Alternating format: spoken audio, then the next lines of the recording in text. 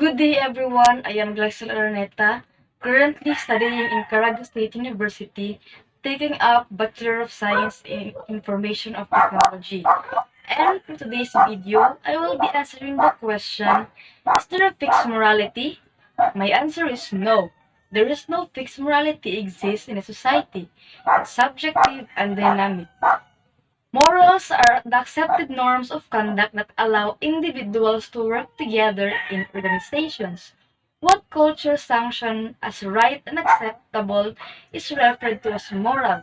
The vast majority of people act decently and adhere to society norms. Morality frequently demands people to put their own short-term interests aside for the greater good of society.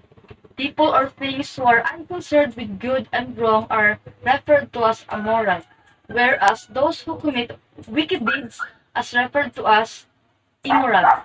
While some moral ideals, such as justice, appear to transcend time and culture, morality is not fixed in general. Morality is a term that describes a group of values at a specific point in time. Morality has long been associated with religious traditions, but its importance in secular world has grown in recent years. Businesses and government bodies, for example, have ethics standards that employees are obliged to observe. There are numerous aspects that must be considered in a given moral situation. So, therefore, I can determine whether an act is right or bad. I must consider various factors, including repercussions. These elements can make an action's morality ambiguous. An overly sensitive individual, for example, may demand to me to always tell her or him the truth no matter what. Yet, in a circumstances where someone is overly sensitive, it might be fair to tell a lie to save their feelings. So, morals are the principle that guides individual conduct within society.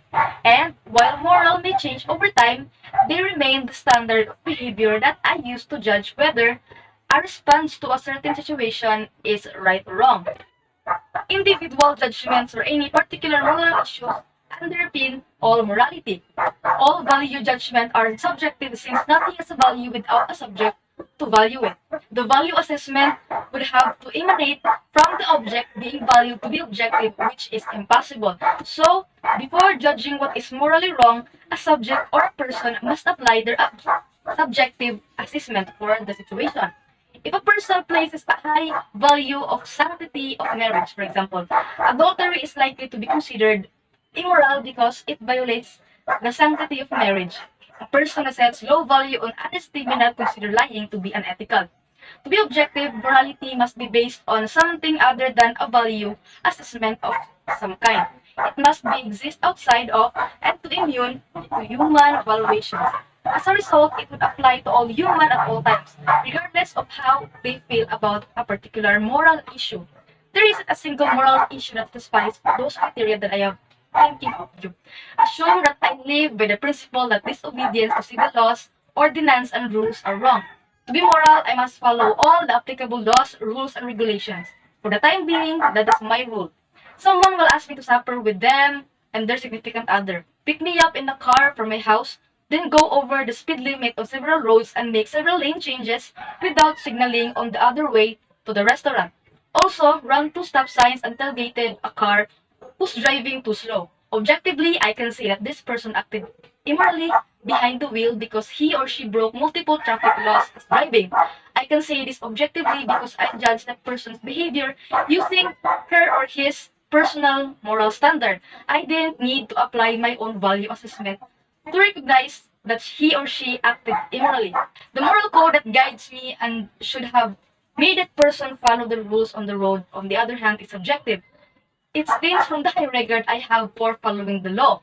I came from this conclusion on my own and use it to guide me with my actions. Even though my moral code usually accords with other people, it is not my guide to behavior and doesn't apply to me.